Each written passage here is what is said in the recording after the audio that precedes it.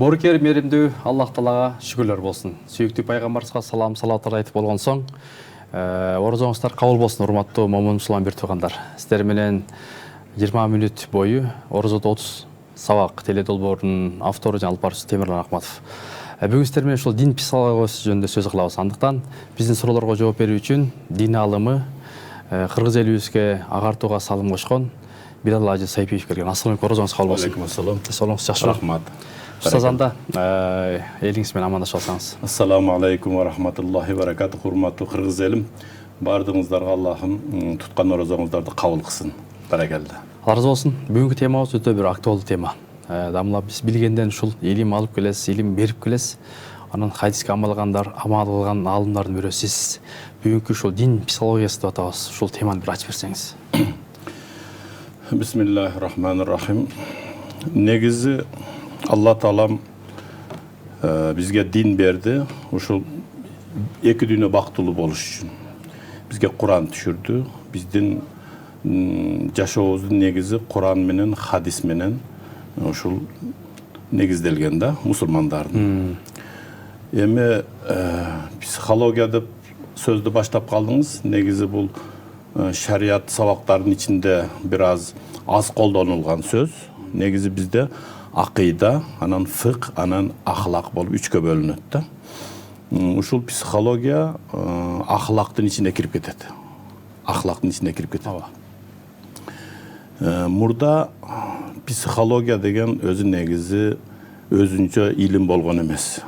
Бул диндин ичинде, философиянын ичинде, анан медицинанын ичинде камтылып турган да. 19-кылымдын аягында эле 1879-жылы бир немис окумуштуусу адамдын аң сезимин иштейм деп, изилдейм деп лаборатория ачып, ошондон баштап психология өзүнчө илим болуп калды. 19-кылым 1879-жылы Вильгельм Вундт деген Липецк шаарында ошол лаборатория курат да. Эми 19-кылымды элестетип туруңуздар. Ал эми ислам психологиясы боюнча жазган аалымдардын бир эмгегини сиздерге көргөзүп коеюн. Мына ушул китеп, колумдагы китеп. Бул китептин аты Пища для души. Азык, рух жана дененин азыгы деген. Абу Заид аль-Балхи деген когнитивно-поведенческий терапия врача 9 века дейт. Мына бул киши 9-кылымда жазган экен. 2 томдон турат. Биринчи тому 100 беттен турат, экинчи тому дагы 100 беттен турат. Демек 1000 жылдан кийин психология өзүнчө илим болду. А биздин аалымдар ушул бул кол жазма азыркы күндө сакталып турат дейт. Китепканада Айя София, Стамбулда, Турцияда 12-жылы которулган экен англис тилге. 2012-жылы болгон, 10 жыл болду да бул китептин жарык көргөнүгөчү. А так 1000 жылдан бери ушул турат. Эми мында негизинен Алла Таалам бизге жүрөгүбүздүн тынчтыгы үчүн зикир берди да. Негизги максат адамдын жүрөгүнүн тынч болушу. Ала би зикриллахи татмаиннул кулуб деген аят бар. Көп Алланы эстесе адамдын жүрөгү эс албайбы дейт да. Мисалы үчүн Кур'аны Каримде Ан'ам деген сүрө бар. Ошонун 38-ci аятында ма фарратна фил китаби мин шайин. Алла Таалам айтат бизге бул китепте эч нерсени калтырган жокпуз дейт. Демек психология илими болобу, география болобу, эмбриология болобу, физика болобу, математика болобу, бардыгынын уңгусу Куранда бар экен да.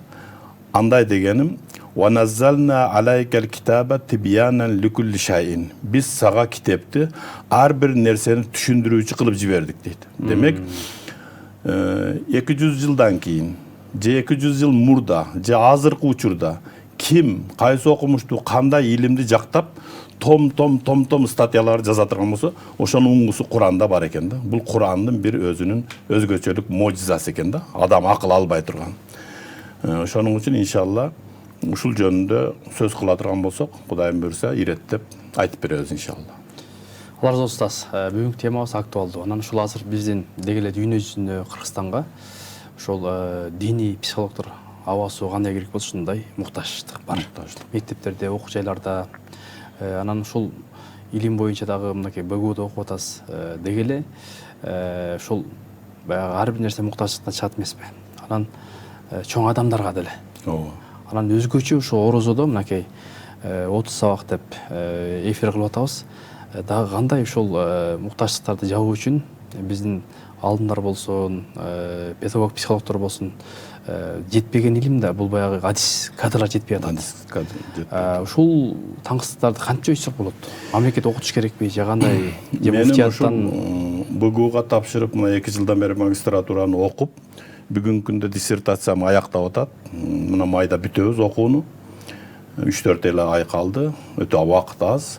Менин илимий диссертациямдын негизи темасы психология жана ислам окшоштуктары жана өзгөчөлүктөрү деген. Дал келген жерлери жана өзгөчөлүктөрү. Эмне үчүн бул илимди окуганга кызыгып калдым? Себеби мына биз молдо болгонубузга 30 жыл болуп калды. Жаштар, үйлөнгөндөр да бизге келет, урушкандар да бизге келет, ажырашкандар да бизге келет, үй бүлөлүк тынчсыздык, жанжалдашкан, кандай проблема болсо молдого келет да. Тагдырына тарынган башкасы. Анан ойлоп көрсөм, булардын ушул ачуусу келгенде, мындай айтканда, жини келгенде эмне болот, башында эмне процесс жүрөт, ушуга кызыктым да. Анан мен нейропсихологияны тандап алдым. Нейропсихология.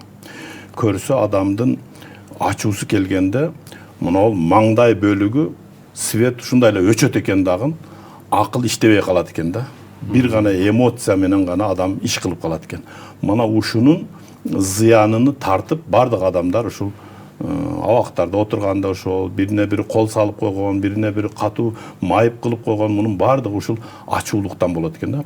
Алла пайгамбарыбыз Мухаммад алейхиссалам айтыптыр, ла тагзаб, ачууңарды келтирбегиле дептир. Бул деген сөз ачуу эмнеден болот десе, ачуу бул шайтандан экен да. Адам ачуусу келгенде кан тамырынын ичинде шайтан ушунчалык сүзөт экен, карын деген зуриятычы. Анан адамдын көзү кызарып, анан ар нерсени кылып салат экен. Ажырашуулар да ушундан болот экен да. Эгер турганда ачууң келсе, олтур дейт. Олтурганда ачууң келсе, суу ич дейт, дарат ал. Мына ушундай нерселер менен өзүңөрдү, ачууңарды баскыла дейт да. Эми илимге келе турган болсок, илим боюнча ала турган болсок, билим, психология билими боюнча ошол мээни изилдеп көргөндө адамдын мээсинде мына бул лобный доля деп коет, 5 миллиард нейрон бар экен. Үстүндө төбөдө чокуда теменный доля, ал жерде 4 миллиард. Анан аркасында затылычный деп коет, желке бөлүмүндө 4 миллиард. Анан мына жерде самай бөлүгү деп коет экен, височный доля. Бунда 2 миллиард нейрон болот экен. Ал эми артында кичинекей мээ болот, моюнда. Аны мозжечок деп коет. Ушул жерде 70 миллиард нейрон болот экен да. Ушулардын иштеши аркылуу адамдын денеси контролго салынып турат экен да. Илимдин айтышы боюнча. Эгерде бир ачуу келтире турган, ачууду келтире турган нерсе адамдын кулагына угулса, же көзүнө түшө турган болсо, ошол нерсе кетпей коет экен, элестенчи. Ошону ойлоп алып эле ар 3 минутта сигнал келе берет экен да, башкачы. Мына ушуну тревога дейт экен да. Ал кандай болот десеңиз, кулактан уктубу? Мисалы үчүн мындай иштер болуп турду. Анан кийин ошол жерде баягындай нейрондор, таламус деген эме бар, мээнин ортосунда бир ретрансляционный информационный станция деп. Таламуска келет экен кабар, таламус өзүнүн орун басары бул жакта кичинекей мендалина деген нерсе бар, ушул коңгурооду кагат. Бүтүн денени ойгото турган ушул зат болот экен да. Бул мендалина жанында гипоталамус деген бир бөлүкчөгө кабар берет. Бул ошол жерде мээнин ортосундагы лимбикалык системанын офисинин директору экен да. Анан адамды ойготот экен, тревога кылат. Бүтүн денесин ойготкон кезде жүрөк катуу согуп туруп, бөйрөктүн үстүндө мындай 2 без болот экен, надпочечный желез деп коет экен. Ушул бездерден адреналин, кортизол деген 2 зат бөлүнүп чыгат экен да. Бул эгерде денеде кандын составында көп боло турган болсо, адам өзүнүн тынчсыздыгын эч качан баса албайт экен да. Ушуну басканды баягы суу менен гусул кылып же муздак сууду үстүнө куюп адамдын баягы деңгээлини түшүрбөсө ачуу үстүндө ар нерсе кылып коюшу мүмкүн экен адам. Ошолорду бүт окуп чыктык. Мага аябай түшүнүктүү болду. Нейрон дегенде адамдар азыр нейро психологиянан нейросет деп коет го. Нейросет, мына биздеги чат GPT, искусственный интеллекттер булар цифровой эме менен иштейт. А биздин адам баласынын башындагы мына кол деле ушундай карасаңыздар, мына бир нейрон болот да, ушул жерге чейин бир нейрон. Мына башындагы антенналарыны дендриттер деп коет. Ар биринин башында бирден ушундай эмелери бар, антенналар. Буяктан кабар алат. Мына жерде телосу, ортосунда ядросу болот. Ана мына жерде 3 муун, муну аксон деп коет. Ушул жерден алган кабарды башынан кирип, буягынан чыгарат да. Бунун артында дагы мындай нейрон турат, мындай нейрон турат. 1 миллиард нейронду темирлан санаш үчүн 1 секундтан болгондо 72 жыл керек экен да. Биздин башыбызда 86 миллиард нейрон бар экен да. Мына ушул нерселер менен адам эмне кылат экен? Ошол күнүмдүк тирикчилиги Алла Таалам жаратып койгон. Ислам психологиясынын негизи таянары. Бул жер асманды жараткан Алла Тааламдын Кураныга такалат. Анан экинчиси Алланын элчиси пайгамбарыбыз Мухаммад алейхиссалам хадисине такалат. Ушул эки нерсенин ичинде бардык психология бар да. Баракелде. Ал эми классикалык психологиянын негизи тажрыйбага, изилдөөгө, баягындай исследование кылып, лабораторияларды ачып, адамдын башыны изилдеп анан диагностика коет да. Алла Таалам жараткан башты адам өзү изилдеп анан айырмасы ушул. Айырмасы эмнеде десе да. Ошонун үчүн Кудайым буйрса, мына мисал үчүн адамдын көңүлүндөгү капачылыкка жараша аяттар карап туруңуздар. Валакад на'ламу аннака ядиqu sadruka bima yaqulun. Ey Muhammed пайгамбар, чындыгында биз билебиз, албетте сенин көкүрөгүң кысылып атат мынандай болупчу. Бима yaqulun, алардын айткан сөздөрүнө дейт. Демек адамды адам оорутат экен да. Адамдын сүйлөгөн сөзү, ушагы, гыйбаты адамды оорутат экен. Эми аркасында ушул эле Хижр сүрөсүнүн 98-99 аятында Алла Таалам ушунун дарысын айтып атат. Фасаббих бихамди раббика. Аллага тасбих айткын, Алланы аруулагын.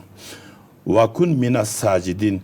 Башыңды саждага коюп, сажда кылуучулардан болгун дейт. Башың ооруса сажда кыл дейт. Башың ооруса саждаңда кемчилик бар дейт да. Мынакай психология каякта жатат. Вa'буд раббака хатта я'тиякал яқин. Сен Аллага кулчулук кылып ибадатыңды кыла бер, хатта я'тиякал яқин деген өлүм келгенче дейт. Өмүрүң өткүнчө Алланы жүрөгүңдөн чыгарба дейт да. Караңдагы бир аятта. Ясин сүрөсүнүн 76 аятында Мухаммед пайгамбарыбыз пайгамбар болуп элди жакшылыкка чакырып даават кылганда Мекке мушриктер, капырлар, ал сыйкырчы, ал жинди болуп калган, ал ар нерселерди айтып, жаман сөздөрдү айтып, ушундай пайгамбарды капа кылганда Алла Таалам соорот үчүн ушул сөздү түшүрөт, аятты. Фала яхзунка каулухум инна на'ламу ма юсирруна ва ма ю'линун. Сени алардын кылган сөздөрү капа кылбасын дейт. Алардын айткан сөздөрү сени капа кылбасын. Себеби биз алардын ичинде, сыртында билебиз дейт. Алардын ким экендигин биз жакшы билебиз дейт да. Болгону илимсиз адамдар, надан адамдар, мушрик адамдар сени сөздөрү менен капа кылып атат дейт да. Ошонун үчүн ушул бизде мусулманчылыкта пайгамбарыбыз Мухаммад алейхиссалату вассалам айтат да, адамдын жүрөгүнө эгерде капачылык келип ошол жерде орноп кала турган болсо, буну кыргызда бух деп коет да. Бухту чыгарыш керек дейт. Арабча хусса дейт. Гусус деп коет. Туфаррихул гусуса саласата ашия. Ошол кайгыны кетире турган 3 нерсе бар экен. Биринчиси истимау каламул хукама, данышман устаздардын сөзүн угуш керек экен. Биринчиси. Экинчиси тилаватул Кур'ан, Куранды көп окуш керек экен. Üçüncüsü zikrullah, Allah'ını köp zikir kılış gerek. Mana şu 3 nerse adamın көңүлүн açat da mындай айтканда. Баракелде агай. Тамланан ошол орозодо турабыз, ошол орозонун психологиясы жөнүндө айтып берсеңиз, баягы пайдасы адамдарга болгон. Орозонун психологиясын айта турган болсом, пайгамбарыбыз Мухаммад алейхиссалату вассалам айтат: Орозодо сиздин ачууңузга бирөө тие турган болсо, сиз ага айтыңыз, мен орозомун кечирип коюң деп. Демек бул жерде канчалык чоң эме турат да, акыл турат да. Кечирип коюңуз, мен орозомун деп. Демек орозо тутканда адамдын бир гана эле ашказан эмес, кулагы, тили, көзү, ою, бүткүл денеси орозо кармайт экен да. Эгерде ушулардын тилиң менен бирөөнү гайбат кылып койсоң, кулагың менен ушакка көңүл буруп койсоң, анда орозоңо путур жетет да, кемчилик жетет. Ана ушундай. Устаз, Алла разы болсун. Анан мен билгенден ушул сиз көп китептер жазып жүрөсүз, которуп жүрөсүз. Анан өткөндө да бир керемет китеп чыгып атат дедиңиз эле. Бул дагы психология өтө пайдалуу.